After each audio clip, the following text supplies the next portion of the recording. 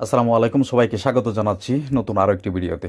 আশ্রয় আবেদনকারী হিসেবে ইতালিতে যখন আপনি কার্ড পেয়ে যাবেন, তার ঠিক কতদিন পর আপনি দেশে যেতে পারবেন, এই ব্যাপারটা নিয়ে একজন ভাই আমাকে প্রশ্ন করছেন।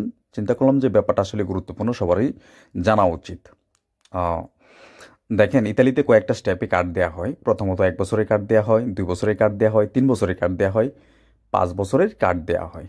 সেটার বিভিন্ন পারপাসে দেওয়া হয়। 1 বছরের কার্ডটা মূলত স্পেশালি যারা পায় তাদের হচ্ছে, যারা প্রচণ্ড অসুস্থ রয়েছেন তাদেরকে মিনিমাম 1 বছরের একটা ইলেকট্রিক কার্ড দেওয়া হয়। সেটা অবশ্যই যে আমরা যেটা হলুদ সৌজন্য বলি, অর্থাৎ পাতা যেটাকে বলে, এটা না, পাতার কোনো অর্থাৎ কাগজের কোনো সৌজন্য না, সেটা ইলেকট্রিক কার্ড পাবেন। মিনিমাম 1 বছরের কার্ড আপনি পেয়ে যাবেন।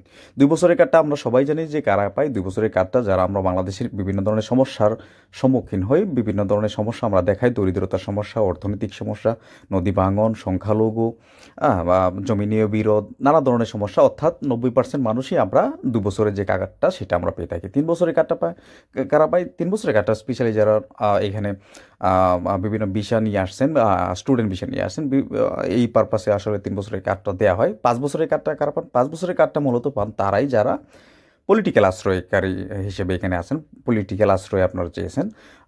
সেটা কীরকম? সেটা বাংলাদেশে লট অফ সমস্যা, অর্থাৎ বিশাল সমস্যা আপনার রয়েছে বাংলাদেশে। তাদেরকে এই 5 বছরের অর্থাৎ কার্তার সৌজন্য যেটাকে বলা হয় সেটা দেয়া হয়। তো এখানে বেশ কিছু জটিলতার ব্যাপার রয়েছে, সেই বিষয়গুলো আজকে আমার আলোচনার বিষয় না। তো কার্তার সৌজন্য যারা যা আপনারা 1 বছরের কার্ড পাবেন, 2 বছরের কার্ড পাবেন, তারাও পাবেন একটা সময়ে গিয়ে। যারা এখানে স্টুডেন্ট বিষয়ে আসবেন তারাও পাবেন একটা সময়ে গিয়ে। হ্যাঁ, যারা 2 বছরের কার্ড পাবেন তারাও একটা সৌজন্য সময় গিয়ে আপনি সেই সৌজন্যটা পেয়ে যাবেন। অর্থাৎ 5 বছরের রেসিডেন্ট পারমিট যেটা, সেটা কিন্তু আপনি পেয়ে যাবেন। তবে শর্ত হচ্ছে এখানে আপনাকে 5 বছরের উপরে থাকতে হবে, এক। দ্বিতীয় কথা হচ্ছে আপনার ভালো একটা ইনকাম থাকতে হবে এবং সরকারকে প্রতি বছরে ভালো ট্যাক্স দিতে হবে, এটা। এবং আপনার ভাষার যে দক্ষতা সেটা ভালো লাগবে। পাশাপাশি স্কুল সার্টিফিকেট, ল্যাঙ্গুয়েজ সার্টিফিকেট বা ডিপ্লোমা সার্টিফিকেট লাগবে। এবং আপনার কোনো ধরনের অপরাধের সাথে আপনি জড়িত না, অর্থাৎ কোনো ধরনের ক্রিমিনাল কেস আপনার নামে রেকর্ড নেই। এ ধরনের যদি সব কিছু সঠিক থাকে তাহলে আপনি কার্তাদের সৌজন্য যেটাকে 5 বছরের রেসিডেন্ট পারমিট, সেটা আপনি পেয়ে যাবেন। যাই হোক, এটা আসলে আমার মূল বিষয় না। বিষয়টা হচ্ছে যে আপনি এই কার্ডগুলা, সেটা হতে পারে 1 বছর, 2 বছর, 3 বছর, 5 বছর, যেটাই পান না কেন, সেটা পাওয়ার ঠিক কতদিন পর আপনি বাংলাদেশে যেতে পারবেন। প্রথমেই আমি যে বিষয়টা আপনাদেরকে বলবো, যে বিষয়টা আমাদেরকে লক্ষ্য রাখতে হবে, সেটা হচ্ছে আমরা এখানে আসার পর আশ্রয় আবেদন করেছি।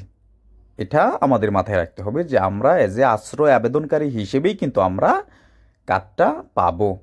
কমিশন দেওয়ার পরে আমরা কিন্তু সবাই বলবো যে আমাদের বাংলাদেশে সমস্যা রয়েছে, আর সেই সমস্যার জন্যই এখানে আমরা আশ্রয় চেয়েছি। ইতালি সরকারের কাছে আমরা আশ্রয় চাই, ইতালিতে আমরা থাকতে চাই। আমাদের দেশে, নিজ দেশ যেটা রয়েছে বাংলাদেশ, সেখানে বিভিন্ন ধরনের সমস্যার সম্মুখীন আমরা হচ্ছি, ইভেন কন্টিনিউ হচ্ছে এবং ভবিষ্যতেও সেটা হওয়ার হুমকি রয়েছে। তো সেটা বলে যেহেতু আমরা কার্ডটা পাচ্ছি, তো কার্ডটা যখন আপনি কমিশন দেবেন, কমিশনের রেজাল্টটা পজিটিভ চলে আসবে। পজিটিভ হওয়ার পর কার্ড যখন প্রন্ত হবে, আপনি কার্ড নেবেন, নেয়ার পরে ঠিক 3 থেকে 4 মাস, 5 মাস পরেই আপনি ডিসাইড করলেন যে এখন আমার বাংলাদেশে যে সমস্যার কথা আমি কমিশনে বলেছিলাম সেই সমস্যাটা আসলে সমাধান হয়ে গেছে, তো এখন আমি বাংলাদেশে চলে যেতে পারি। তো আপনি যেভাবে চিন্তা করতেছেন, ব্যাপারটা আসলে সম্পূর্ণ এতটা সহজ না। এটা কিন্তু কিছুটা করণীয় যে ব্যাপার, সেটা কিন্তু রয়ে যায়। যদি আপনি নিজে থেকে চিন্তা করেন যে আমার কার্ড হয়ে গেছে, এখন আমার বাংলাদেশের যে সমস্যাটা রয়েছে ছিল সেটাও সমাধান হয়ে গেছে, তো এখন আমি যেতেই পারি। আপনি চাইলেই কিন্তু যেতে পারবেন না। যদি আপনি যান তাহলে আপনার যে আশ্রয়ের আবেদনটা আপনি এখানে করেছেন সেটা যে গ্রহণযোগ্য হয়েছে সেটা কিন্তু বাতিল করে দেবে ইতালিয়ান গভর্নমেন্ট। এই ব্যাপারটা মাথায় রাখবেন। ইতালিয়ান গভর্নমেন্ট চাইলেই কিন্তু আপনার যে আশ্রয় আবেদনটা সেটা যে কোনো মুহূর্তে বাতিল করতে পারে, যে কোনো কারণবশত। আপনি যদি এখানে কোনো ধরনের বড় ধরনের ক্রাইম করেন, দেন আপনার যে সৌজন্যটা দেবে সেটা কিন্তু তারা ব্রেক নিয়ে নেবে। এমনকি আপনি যে হলুদ সৌজন্য, যেটা কাগজের যে সৌজন্যটা দেওয়া হয়, এখানেও যদি আপনি কোনো ক্রাইমের সাথে জড়িয়ে যান, সেটাও কিন্তু আপনার কাছ থেকে ব্রেক নিয়ে নেবে। সো এই ব্যাপারটা চাইলেই হবে না। এখন কথা হচ্ছে, তাহলে কি আমরা দেশে যেতে পারবো না?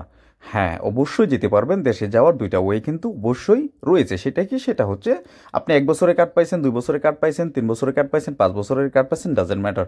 সেটাকে আপনি এখানে থাকার পর সেটাকে চেঞ্জ করে নিতে হবে। সেটাকে চেঞ্জ করবেন কি, ইমিগ্রেন্ট হিসেবে চেঞ্জ করে নেবেন।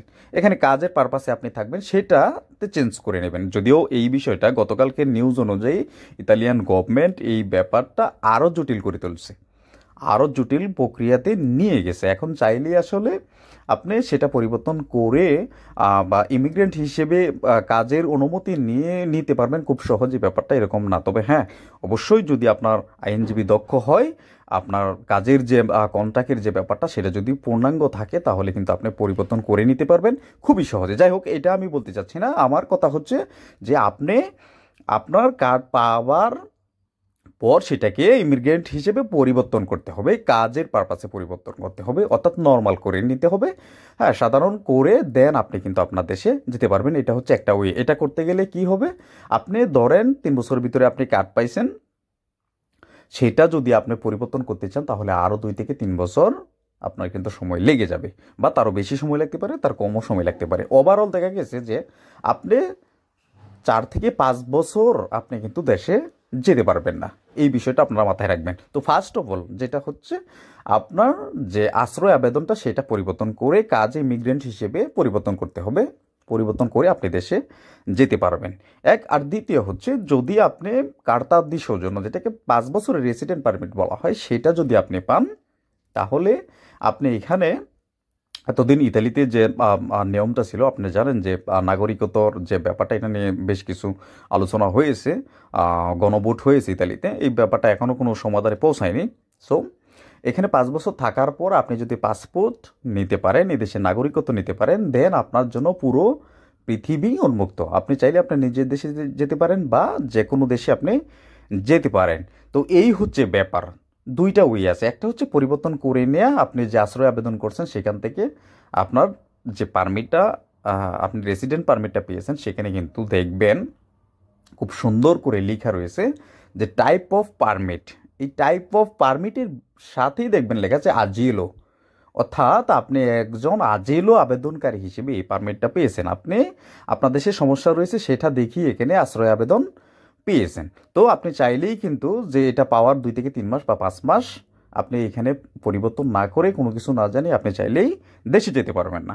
এটাকে পরিবর্তন করেই আপনাকে যেতে হবে একটা। আর দ্বিতীয় কথা হচ্ছে আফটার সিটিজেনশিপ, আপনি এখানে সিটিজেনশিপ নেওয়ার পরে, আপনার পাসপোর্ট নেওয়ার পরে আপনি দেশে যেতে পারবেন। এই ব্যাপারটা আপনারা অনেকেই হয়তো বা জানতেন না, বা পুরাতন যারা রয়েছেন, যারা এখানে দীর্ঘদিন যাবৎ কাজ করেন, তারা তো এই ব্যাপারগুলো জানেনি। আমার ভিডিও যদিও সম্পূর্ণ নতুন, যারা আপনারা আসছেন বা নতুন আসবেন ভবিষ্যতে, তাদের জন্য। হ্যাঁ, যারা এই ব্যাপারগুলো জানেন না তাদের জন্য। ব্যাপারগুলো আসলে খুবই সহজ একটা ম্যাটার। একটা ভাই প্রশ্ন করলো এই ব্যাপারটা নিয়ে, যে নিয়াজ ভাই ব্যাপারটা নিয়ে একটু আলোচনা করেন, তাই আপনাদের সাথে আলোচনা করলাম। আমি চিন্তা করলাম যে হ্যাঁ, ব্যাপারটা যদি আমার ভিডিও যদি 200 মানুষেও দেখে, 200 মানুষেও যদি কেউ ভিডিওটার মধ্যে টাচ করে, অবশ্যই সেই বিষয়টা আগে থেকে জানতো না। যেহেতু জানতো না, তার জানার এটা প্রয়োজন রয়েছে। এই ব্যাপারগুলো জানাটা আমাদের খুবই জরুরি। হুম। এই ইতালিতে কত ধরনের রেসিডেন্ট পারমিট আসলে ইস্যু করা হয়, এই বিষয়টা আমরা অনেকেই জানি না। রেসিডেন্ট পারমিট আমি যখন এজ এ আশ্রয় আবেদনকারী হিসেবে পাই, আমি কতদিন পরে দেশে যেতে পারবো সেটাও জানি না, সেটাকে কি করতে হবে সেটাও জানি না। তো এই ব্যাপারগুলা আমি আপনাদেরকে বলবো যে বর্তমানে গতকালকে নিউজ অনুযায়ী, গতকালকে তথ্য অনুযায়ী, যে তার নতুন একটা সিদ্ধান্ত আসছে, অর্থাৎ এই পরিবর্তন, আপনার যে আশ্রয় আবেদন করার পরে আপনি যে রেসিডেন্ট পারমিট, অর্থাৎ পারমিশন সৌজন্য পাবেন, সেটাকে পরিবর্তন করার যে নতুন নিয়ম আছে, সেটা নিয়ে আমি অন্য একটা ভিডিওতে আলোচনা করব। যদিও ব্যাপারগুলো সম্পূর্ণই কঠিন হয়ে আসছে। যাই হোক, সবার জন্য শুভকামনা থাকলো। ধন্যবাদ সবাই।